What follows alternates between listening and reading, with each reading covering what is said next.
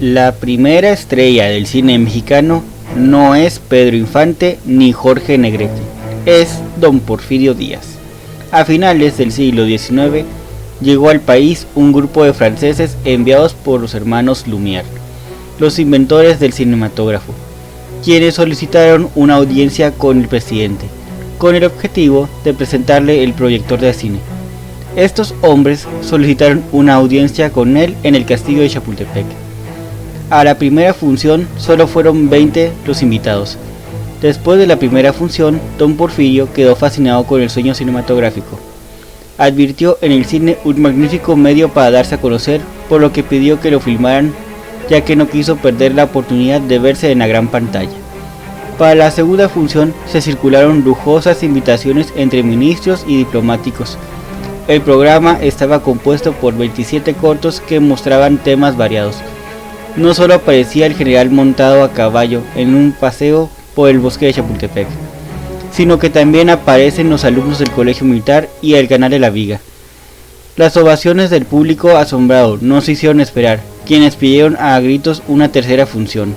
Carmelita, la esposa de don Porfirio, organizó otra función, en la que invitó a las familias más distinguidas, muchas de quienes no asistieron al enterarse que faltaría la pareja presidencial. Las cámaras de cine fueron instaladas en el Paseo de la Reforma, con el propósito de filmar a todos los invitados que iban a conocer el nuevo invento. Claro, que no faltaron los curiosos que no se querían perder la magia del cine. La filmación de los invitados se realizó por la tarde, puesto que no existía la iluminación apropiada para filmar de noche. Doña Carmelita insistía en apoyar estas primeras películas mexicanas, por lo que recurrió a varios métodos para atraer al público, como lo es poner a la banda de artillería para que interpretara varias canciones, así como también, según el maestro Alfredo Gudini, fue la primera en ofrecer palomitas. Cambió el lugar de la función a un local en la calle del Espíritu Santo, a la que ahora sí asistió en compañía del general Díaz y otros notables. El cinematógrafo se convirtió en un espectáculo popular, gracias a las exhibiciones gratuitas que se hicieron durante las fiestas patrias. Después comenzó a verse la posibilidad de convertir el cine en un negocio.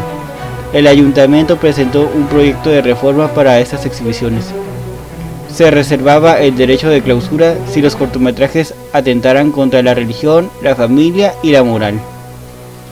Porfirio Díaz advirtió en el cine un magnífico medio para darse a conocer, dado que le habían impresionado las películas de los zares rusos y del presidente de Francia, por lo que insistía en que este aparato despertaría el amor a la patria. Uno de sus proyectos era el de instalar aparatos de cine en las escuelas, para enseñar mejor la historia de México, aunque como todos sabemos lo didáctico no fue lo que despuntó el cine mexicano, sino los melodramas de los cuales surgieron las grandes estrellas de cine como Joaquín Pardavé, Sara García, Dolores del Río, María Félix Ladoña, Pedro Armendáriz, Fernando Soler, entre muchos otros. Es hasta los años 40 que se da el despunte del cine mexicano, la llamada Edad de Oro, bajo la presidencia del general de división don Manuel Ávila Camacho, 1940-1946. En estos años también se dio una etapa en el cine conocida como la añoranza porfiriana, películas que tenían como telón de fondo el porfiriato, tales como En tiempos de don Porfirio, Yo bailé con don Porfirio y la famosa México de mis recuerdos. Basta decir que muchas de estas historias contaron con el apoyo del mismo gabinete presidencial, quienes prestaron las facilidades para su grabación. En tiempos de don Porfirio fue en el año 1940, donde el actor Antonio R. Frausto fue el encargado de darle vida al personaje. Esta película fue la que inauguró la llamada añoranza porfiriana, donde tenemos a una familia como protagonista de la historia. El filme está lleno de las canciones y vals de los compositores mexicanos de la época. Podemos ver a estos personajes encabezados por Fernando Soler como su patriarca, quienes manifiestan todo el esplendor de esos años. Aparece el vals Carmen, el cual don Porfirio pidió a su autor Juventino Rosas que se lo dedicara formalmente a su segunda esposa, Carmen Romero Rubio. El presidente Díaz solo aparece en un pequeño cameo cuando toma protesta en su segundo mandato en el año de 1884. De fondo se puede escuchar a un grupo de hombres quienes gritan enardecidos: ¡Vivas al general! La crítica ha señalado esta película como la mejor de la época porfirista. Mexicanos al grito de guerra. producida en 1943. Porfirio Díaz solo tendría un cameo en esta película. La identidad del actor que lo interpretó es anónima. Su aparición es en la batalla de Puebla, el 5 de mayo. Solo podemos verlo al momento en que el general Zaragoza se dirige a él con el fin de repasar el plan de defensa de la ciudad. En este filme se recalca el patriotismo mexicano mediante el himno desde el momento en que Francisco González Bocanegra escribió la letra hasta la batalla. Al momento en que los soldados mexicanos combaten las fuerzas extranjeras, los soldados empiezan a entonarlo, inyectándoles el valor para seguir en la pelea contra las fuerzas invasoras. Estelarizada por Pedro Infante, sin embargo, solo confunde al auditorio en torno a la historia del país. Aquí Pedrito no interpreta sus acostumbradas canciones, ni siquiera el himno. Mexicanos al grito de guerra fue un fracaso comercial, apenas permaneció una semana en la cartelera del Cine Alameda. Pedrito interpreta a Luis Sandoval, un liberal en un drama patriótico que patrocinó el entonces presidente de la República Mexicana, el general Manuel Ávila Camacho, quien firmó un decreto presidencial el 4 de mayo de 1943, que ordenaba que las películas realizadas con el tema del himno nacional deberían tener fines educativos y por consiguiente se prohibía su explotación comercial. A pesar de las dificultades para filmarla y las pretensiones de la película, Mexicanos al grito de guerra pretende contar el nacimiento del himno nacional en medio de las pugnas entre liberales y conservadores, y hasta de la intervención francesa. Al creador de la letra del himno nacional, el poeta Francisco González Bocanegra, lo interpreta el actor Carlos Riquelme, mientras que al compositor de la música, el español Jaime Nuno, lo personifica Salvador Carrasco. En ese espectáculo fílmico no se desmiente la leyenda que a Francisco González Bocanegra lo encerró su novia Lupita en su cuarto, del que no saldría hasta que hubiera terminado la letra del himno nacional. La película nos narra que González Bocanegra encontró la inspiración en unos cuadros con tema patriótico que se encontraban en aquella habitación. Asimismo nos muestra a Jaime Nuno mientras concibe la música del himno nacional, iluminado por unos pregones callejeros y el canto de los pájaros. México de mis recuerdos. El mismo año 1943, el actor Antonio R. Fraustro volvió a encarnar a don Porfirio en esta película. Al igual que en la primera vez, estuvo acompañado de los actores Fernando Soler y Joaquín Pardavé. A diferencia de su primera encarnación, aquí don Porfirio sí tuvo más participación, ya que la trama trata sobre el compositor del vals Carmen, a quien don Porfirio le pide a su secretario particular, don Susanito Peñafiel Omellera, siendo encarnado por Joaquín Pardavé, que lo buscara para hacer la entrega de un piano como regalo. Aunque aquí cambia la historia sobre el nacimiento de este vals y el nombre del autor. En esta película su nombre es Jesús Flores, cuando su nombre real es Juventino Rosas. Este personaje es encarnado por Fernando Soler. En esta historia el personaje principal es don Susanito, un hombre lambiscón y lamezuelas, el incondicional secretario personal de don Porfirio, quien siempre se presenta: hola, soy don Susanito Peñafiel Omellera, para servirle a Dios, a don Porfirio y a usted. Al igual que siempre que el presidente Díaz le preguntaba: ¿qué le parecieron mis acciones, don Susanito? A lo que el secretario respondía: acertadas, acertadísimas, señor presidente, como todo lo que usted hace, señor presidente. Este personaje, por su actitud despistada, se convierte en la víctima de todas las ideas descabelladas de don Jesús, metiéndose en problemas con don Porfirio por ello, aunque siempre saliendo bien librado, tanto que al final el mismo don Porfirio le juega una broma pesada a don Susanito, al presentarse en la boda del hijo de don Jesús, misma en donde estaba don Susanito avisando a los invitados que el señor presidente de la República no se presentaría. El final de esta película es recordado por la escena de la boda, cuando don Jesús dice: señores, viva don Porfirio Díaz. Acto seguido observamos la campaña presidencial de Francisco I. Madero, en donde dominan los mueras a don Porfirio. Posteriormente, sin desarrollar los sucesos revolucionarios, aparece el general Díaz acompañado de su esposa subiendo al vapor Ipiranga, con rumbo al exilio.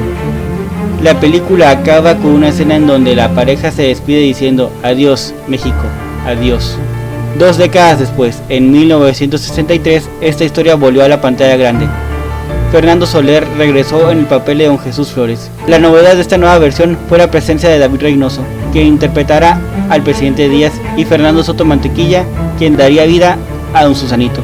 En julio de 1994, la revista Somos publicó la opinión de 25 críticos y especialistas del cine mexicano. Estos elaboraron una lista de las mejores 100 películas mexicanas y en su lugar 57 colocaron a la primera versión de México de mis recuerdos.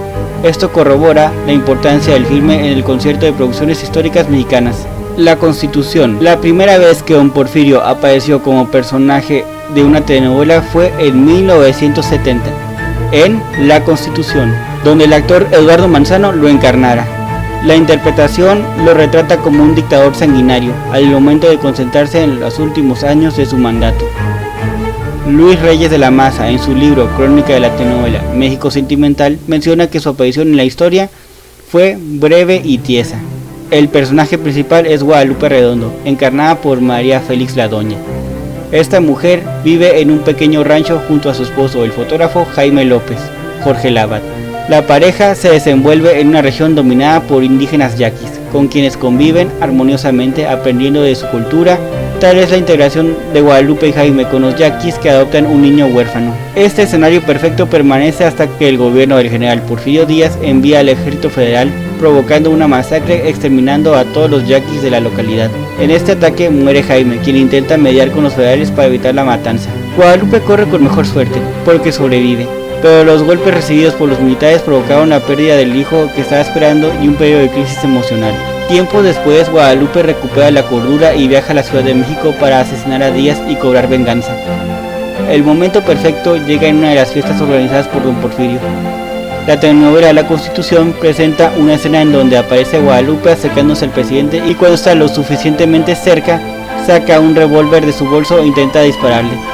El acto fue descubierto por la policía secreta de don Porfirio, y arrestaron a Guadalupe enviándolo a trabajar al campo de Valle Nacional. Este es el único momento del melodrama en el que tenemos la presencia de don Porfirio en un plano principal. El carruaje. Porfirio Díaz no volvió a ser llevado a la pantalla chica hasta 1972, en la telenovela El Carruaje, ahora interpretado por el actor y director de escena Salvador Sánchez.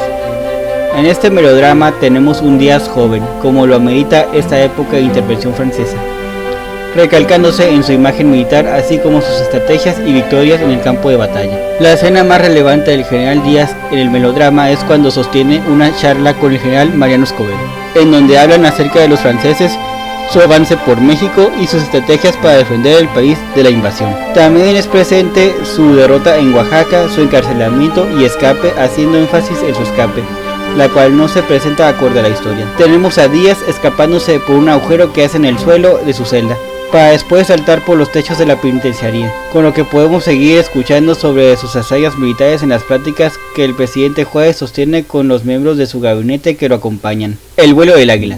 Esta telenovela se produjo en el año de 1994. En un principio sería llamada Don Porfirio, pero por problemas que la producción sostuvo con el gobierno del presidente Carlos Salinas de Gortari, se le cambió el nombre a El vuelo del águila. La historia gira en torno a la vida de Porfirio Díaz y su tiempo en México, siendo dividida en 6 capítulos, que a su vez están divididas en subcapítulos. El origen, primer capítulo, está dividido en 2 partes, donde se aborda desde el nacimiento de Porfirio Díaz, acabando cuando Santana abandona por última vez la presidencia, partiendo al exilio. En esta parte de su vida, Díaz es encarnado por el actor Fabián Robles. La guerra, segundo capítulo, está dividido en 4 partes: La Reforma, 5 de Mayo, Maximiliano y Carlota y El Imperio. En estas 4 partes del capítulo tienen a Humberto Zurita interpretando al militar oaxaqueño. La ambición, tercer capítulo, dividido en 4 partes, abarcando la caída del Segundo Imperio hasta los comienzos del segundo mandato presidencial del general, en la que la primera parte del capítulo es Humberto Zurita quien sigue como Porfirio Díaz, siendo Manuel Ojeda quien se encargará de dar vida al presidente de la segunda parte hasta el final de la historia. El poder, cuarto capítulo, dividido en 4 partes, comenzando con don Porfirio tomando protesta como presidente de la República y culminando con su 6ª reelección. El derrumbe, quinto capítulo, dividido en 3 partes, comienza con la 6ª reelección de don Porfirio, terminando con su renuncia a la presidencia. El destierro, último capítulo, dividido en 6 subcapítulos: rumbo al exilio, Madero, la escena trágica, París, Huerta y el fin. Zapata, el sueño del héroe. En el año del 2004, Alfonso Arau produjo esta cinta cinematográfica. Esta producción tuvo muy mala aceptación en el público, inclusive siendo un fracaso en taquilla, quienes no estaban de acuerdo en la forma en que fue alterada la historia de Zapata y su movimiento.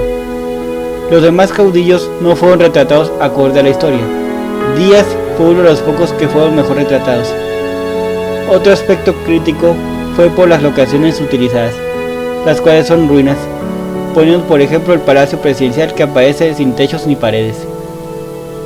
En esta película tenemos a don Justo Martínez González encargado de darle vida a don Porfirio. Podemos ver que el actor retrata al viejo caudillo en todo el esplendor de su época, el porfiriato. Con el estallido de la revolución se ve el empeño del presidente en defender las ciudades de los zapatistas, inclusive si tiene que dejar los pueblos a merced del Ejército Libertador del Sur. El atentado. El 2010, y con motivo del centenario de la revolución, se produjo esta película, donde es Arturo Beristain quien encarna al señor presidente. Esta película está basada en la obra del escritor Álvaro Uribe, titulada Expediente del Atentado, publicada en 2008. La historia trata del atentado que sufrió don Porfirio el 16 de septiembre de 1897, a manos de un anarquista alcoholizado de nombre Arnulfo Arroyo. Antes de esta obra no se conocía cómo se había perpetrado dicho atentado, solo se sabía que don Porfirio le había sufrido. Ejemplo de esto último sería en la telenovela El vuelo del águila, donde también aparece este momento en una escena de la telenovela, aunque en el melodrama Arroyo le tira con una piedra al presidente Díaz, arruinando el sombrero que el mandatario llevaba puesto. El relato es contado desde el punto de vista de cada uno de los personajes principales, donde vemos su participación en los hechos.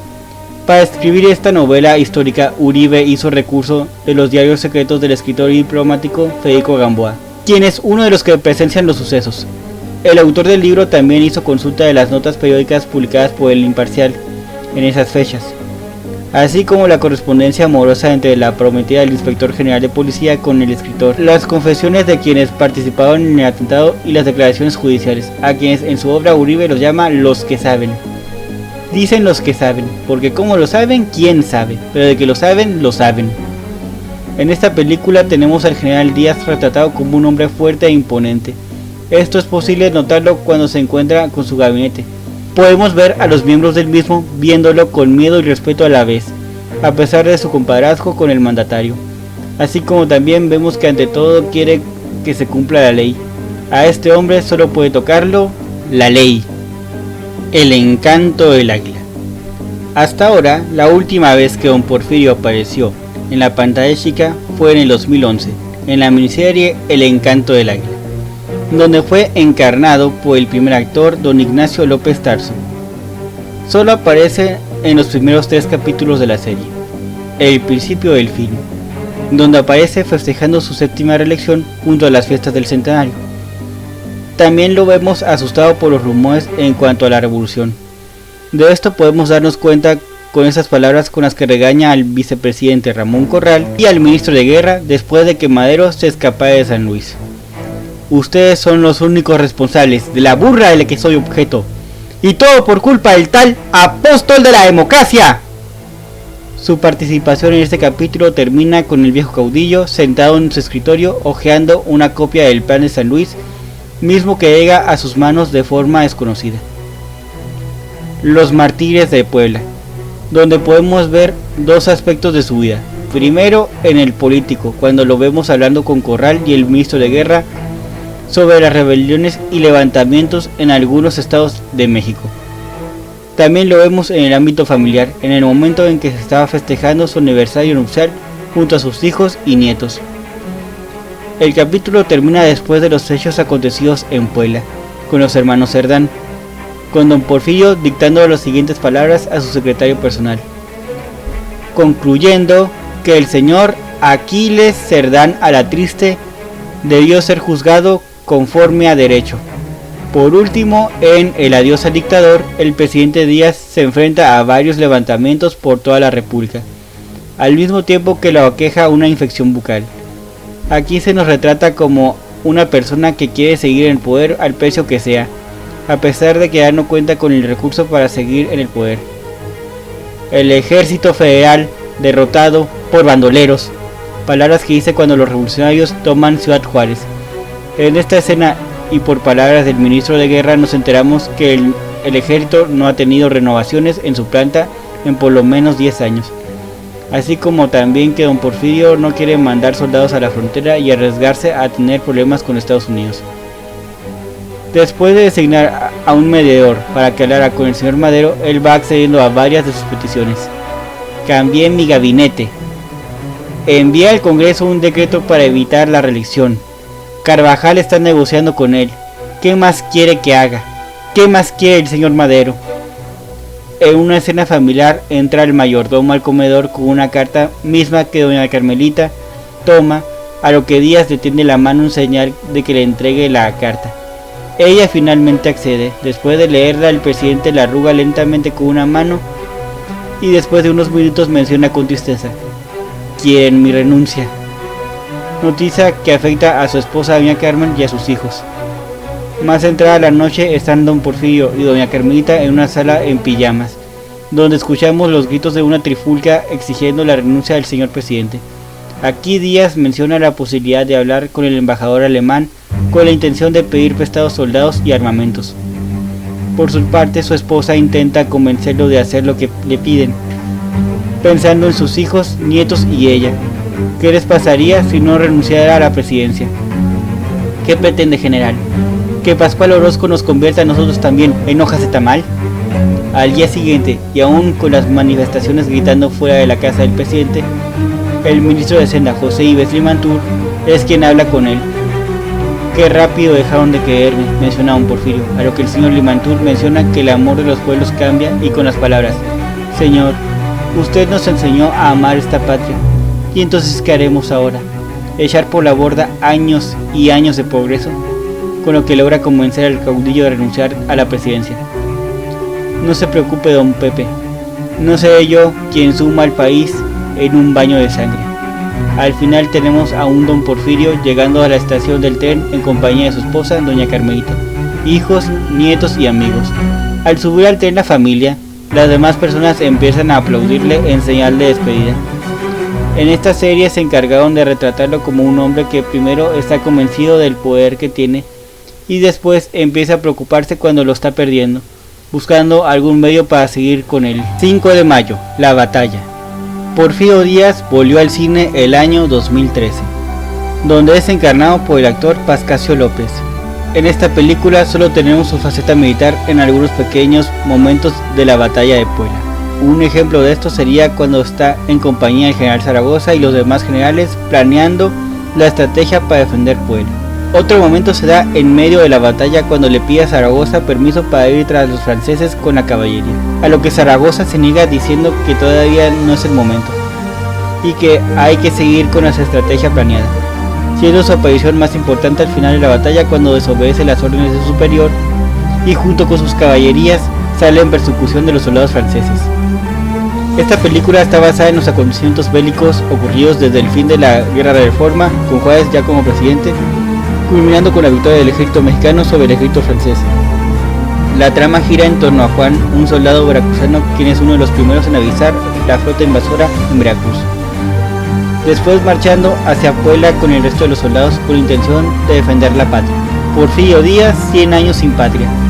En 2015, con motivo de los 100 años de la defunción de Porfirio Díaz, se produjo este documental, donde tenemos al actor Sergio Bonilla como el general Díaz, quien combatió en las batallas de intervención, así como quien lanzó las rebeliones de la Noria y Tuxtepec, y al primer actor Héctor Bonilla como el presidente Díaz, ya consolidado en el poder, quien después abandona el poder con rumbo al exilio en Francia, donde años después muere.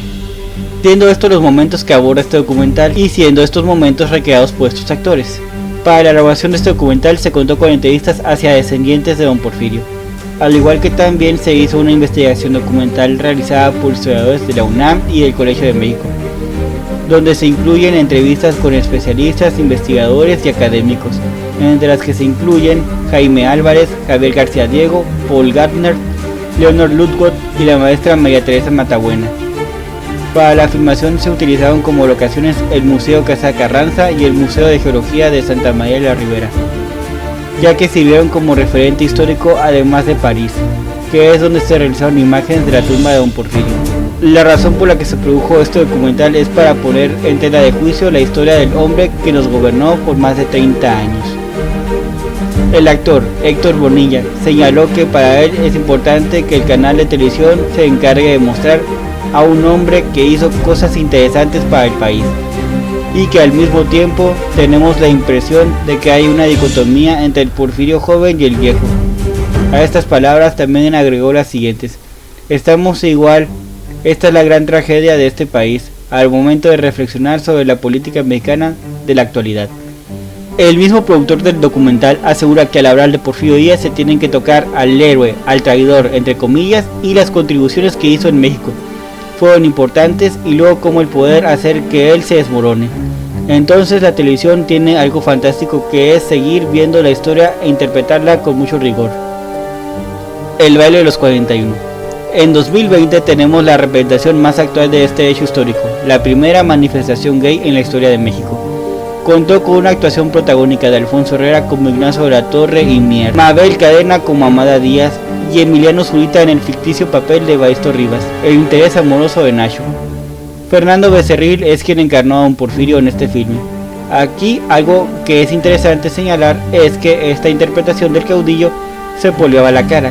Y es cierto, Porfirio Díaz sí se poleaba la cara para verse más blanco y dar una pinta de europeo. Este largometraje es una narración ficticia, dado que desde el punto de vista histórico presenta muchas inexactitudes. Solo se centra en mostrar el denominado Club de los 42 y todo lo que estos hombres hacían en el anonimato, desde orgías, puestas en escenas o declamaciones. Un lugar donde son libres de ser quienes son en realidad, sin miedo a ninguna represalia. La película tuvo una significativa licencia artística debido a todo esto. En conclusión, cada una de las interpretaciones que ha tenido Porfirio Díaz en el medio artístico han tenido una visión distinta sobre su vida. Lo podemos ver como a un ser humano con defectos y virtudes, alguien que si bien traiciona los ideales que defendió al perpetuarse en el poder por más de 30 años. En algunos de estos casos se hace presente las razones de por qué contradijo sus ideales y por qué se vio obligado a abandonar el poder en 1911. El trato que se le da como uno de los personajes oscuros de nuestra historia en la mayoría de sus interpretaciones es comprensivo, ya que la historia oficial se ha encargado de darle este lugar sin siquiera mencionar los aciertos de su mandato. El periodo infantil de Porfirio Díaz solo nos ha sido referido en El vuelo del águila, donde podemos ver su relación con su madre y hermanos. Aquí ponen que su famosa frase de "esas gallinas quieren su maíz" la aprendió a esta edad cuando alimentaba a estos animales.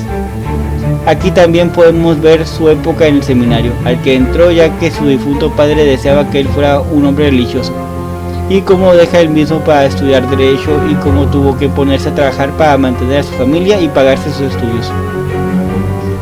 Podemos referir que son dos periodos de su vida los más abordados en los medios de comunicación, siendo su época de militar, el general Díaz, el militar que peleó contra la intervención, haciendo énfasis en sus logros militares e inclusive en sus escapes. El otro periodo es su presidencia, donde son pocos los casos en donde se hacen presentes sus logros como mandatario.